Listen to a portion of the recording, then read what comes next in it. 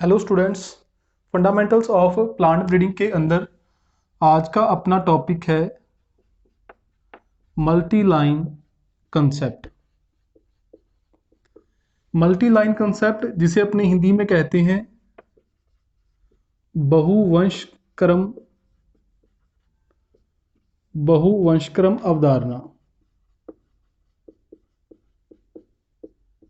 ठीक है, तो सबसे पहले अपने इसमें देखते हैं कि मल्टी लाइन या बहुवंशक्रम का क्या मतलब होता है।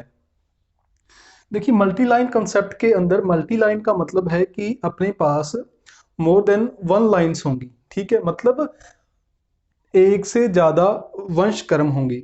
लेकिन जो अपने पास जो लाइन्स होंगी एक से ज़्यादा या जो वंशक्रम होंगे वो किस प्रकार के होंगे। मतलब अपने पास मान लो तीन लाइन्स हैं, ए बी सी। कितने वंशक्रम हैं? तीन वंशक्रम हैं। ये जो तीनों वंशक्रम हैं ए बी और सी, इनका जो जीनोटाइप और फिनोटाइप क्या होगा? सेम होगा। जीनोटाइप एंड फिनोटाइप क्या होगा? आइडेंटिकल होगा या क्या होगा? समान होगा। कौन कौन से थे? कौन कौन सी लाइन है? ए बी और सी। इन तीनों लाइंस का जो जीनोटाइप और फिनोटाइप है वो क्या होगा? आइडेंटिकल होगा या समान होगा। लेकिन जो स्पेशल पॉइंट आपने याद रखना है कि ये जो तीनों लाइंस हैं, ठीक है, इन तीनों लाइंस के अंदर किसी एक स्पेशल डिजीज के लिए जो रिस्पॉन्सिबल जीन है, ठीक है, कि एक स्पेशल जीन जो उस डिजीज के प्रति रेजिस्टेंट पावर क्रिएट करता है, वो इन तीनों के अंदर क्या होता है? अलग अलग होता है। कैसे? मान लो ये जो तीनों लाइन है, ये एक डिजीज है रस्ट। ये तीनों लाइंस रस्ट डिजीज के प्रति क्या है? रेजिस्टेंट है। तो जो रेजिस्टेंट पावर है ये भी अपने आप में क्या है? करेक्टर है। और जो करेक्टर आते हैं किसी भी ऑर्गेनिज्म में वो किसके कारण आते हैं? जीन्स के कारण। लेकिन इन तीनों जीन जो लाइंस के अंदर जीन अलग अलग हैं। कैसे? कि मान लो जो ए लाइन है, ए लाइन के अंदर एक्स जीन है। कि जो ए लाइन है, ए लाइन के अंदर कौन सा जीन है? X gene. इस एक्स जीन के कारण ए लाइन के अंदर रस्ट डिजीज के प्रति रेजिस्टेंट पावर है। जो बी लाइन है, बी लाइन के अंदर वाई जीन है। इस वाई जीन के कारण बी लाइन के अंदर इस डिजीज के प्रति रेजिस्टेंट पावर है। और इसी प्रकार सी लाइन के अंदर कौन सा जीन है? येड जीन। इस येड जीन के कारण सी लाइन के अंदर इस डिजीज के प्रति क्या है? रेजिस्टेंट पावर है। इन तीनों लाइंस का जो जीनोटाइप और फिनोटाइप क्या है? सेम है। और इन तीनों लाइंस के अंदर इस डिजीज के प्रति रेजिस्टेंट पावर है। लेकिन इस डिजीज को रेजिस्टेंट या इस डिजीज के प्रति जो रेजिस्टेंट पावर है, उस रेजिस्टेंट को या उस रेजिस्टेंट के लिए जो रिस्पॉन्सिबल जीन है वो क्या है? अलग अलग है। ठीक है, ये है अपनी तीन लाइनें जिसे अपने बोला है मल्टी लाइन। ठीक है, मैं दोबारा इसे अलग से बना देता हूं। अपने इसे इस प्रकार समझा है कि अपने पास जो लाइंस है वो कितनी है? तीन, ए बी और सी। ए लाइन के अंदर कौन सा जीन है? X gene. बी लाइन के अंदर वाई जीन। और सी लाइन के अंदर येड जीन। इनके कारण जो रस्ट डिजीज है इसके प्रति उनमें क्या है?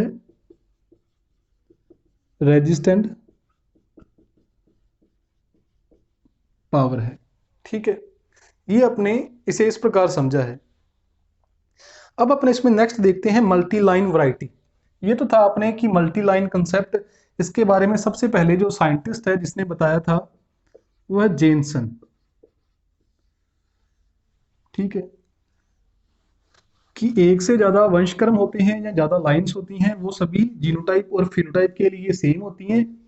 और उनके अंदर जो एक डिजीज के लिए जो रिस्पॉन्सिबल जीन है वो क्या होते हैं? अलग अलग होते हैं। नेक्स्ट अपने पढ़ते हैं मल्टी लाइन वैरायटी।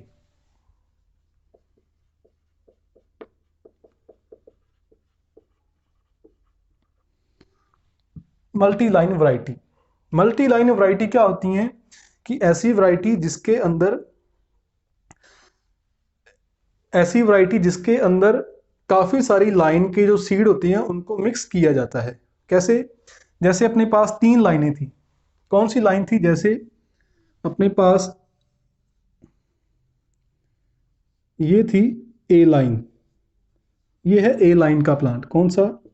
ए लाइन का प्लांट। और इस प्लांट के ये सीड हैं इस प्रकार, ठीक है। और ये है अपने पास बी लाइन,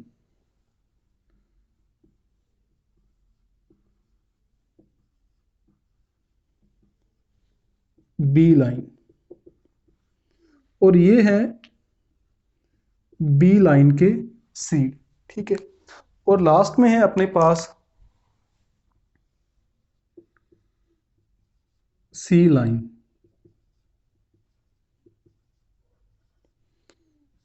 सी लाइन, और ये है सी लाइन के सीड, ठीक है। जब इन तीनों टाइप के जो सीड हैं इनको मिक्स किया जाएगा, ठीक है, तो जो अपना मिक्सचर होगा उनके अंदर जो सी लाइन है वो सी लाइन के सीड भी होंगे, ठीक है। बी और ए लाइन के सीड भी वहां पर क्या होंगे? प्रेजेंट होंगे।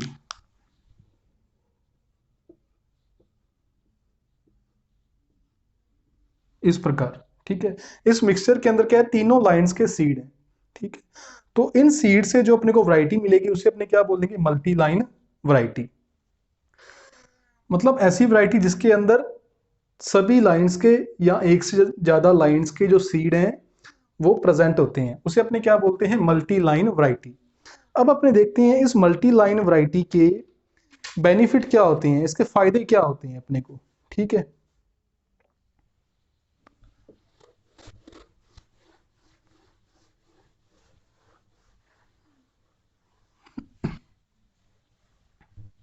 इसके अपने बेनिफिट देखते हैं। सबसे पहले अपने देखते हैं control of airborne disease. First, control of airborne disease, मतलब ऐसी डिजीज जो एयर के थ्रू स्प्रेड होती हैं, उनके पैथोजन एयर के थ्रू एक प्लांट से दूसरे प्लांट तक पहुंचते हैं। कौन सी हो सकती हैं? फॉर एग्जांपल जो रस्ट डिजीज होती हैं, जो मिल्ड्यू होती है, ये किस प्रकार की होती हैं? एयरबोर्न डिजीज होती हैं, ठीक है। ये अपना क्या है? मान लो फील्ड है। इस फील्ड के अंदर तीनों लाइंस के क्या हैं? सीड हैं, जिनको अपने बोया है, उनको अपने मिक्स कर लिया था।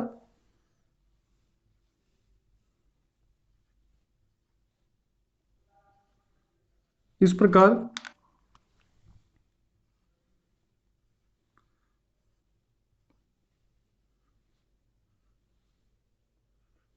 ठीक है। ये फील्ड के अंदर अपने क्या है? प्लांट है, जिसके अंदर 3 लाइनें जो अपनी ए बी और सी, इनके सीड को अपने मिक्स करके बोया था।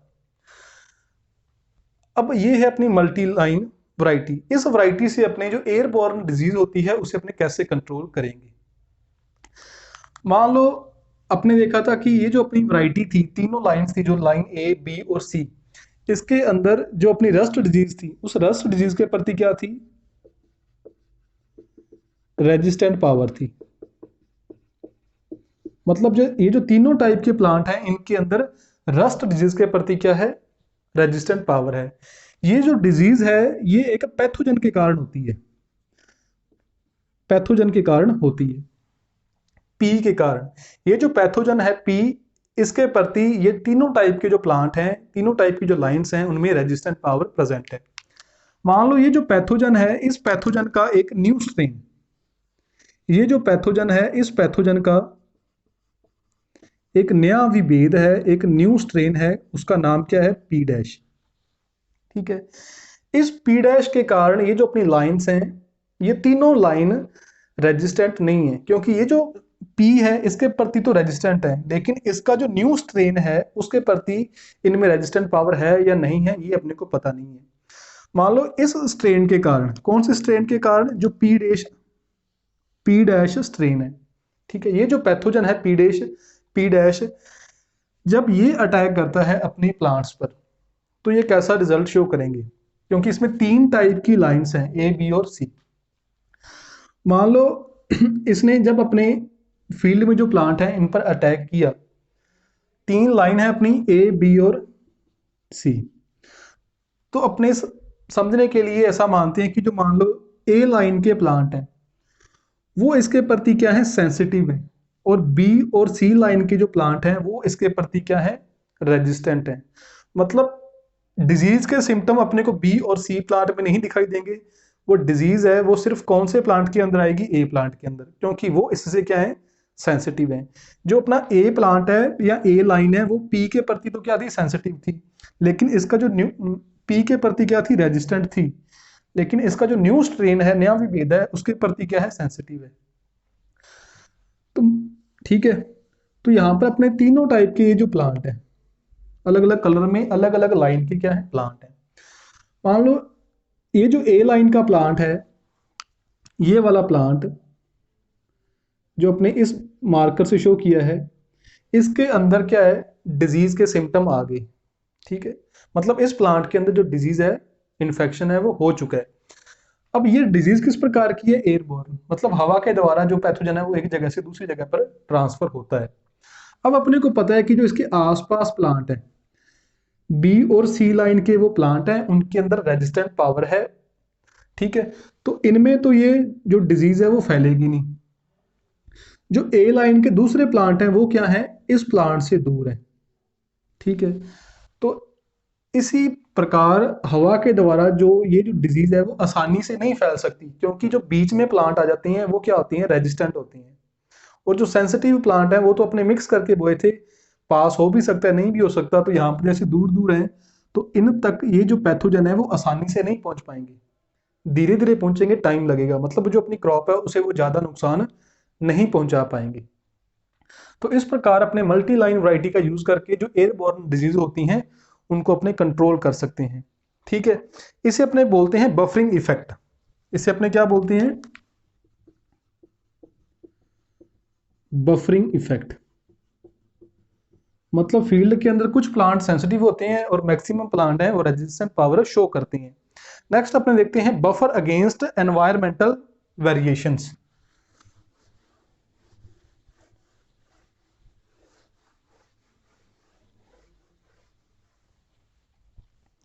नेक्स्ट अपने दूसरा बफर अगेंस्ट एनवायरमेंटल वेरिएशंस। मतलब जो एनवायरमेंटल वेरिएशंस होती हैं, या आपने सीधा कहें कि जो एनवायरमेंटल फैक्टर हैं या वातावरणीय कारक हैं, उनके प्रति भी जो मल्टी लाइन वैरायटी है वो बफरिंग शो करती है। ठीक है, वो क्या शो करती है, बफरिंग शो करती है। वो कैसे शो करती है उसे अपने देखते हैं। उसी प्रकार इसे अपने समझते हैं कि यहां पर जो लाइंस हैं, 3 लाइन के क्या थे, प्लांट थे। एक लाइन के प्लांट नहीं थे, 3 लाइन के प्लांट थे।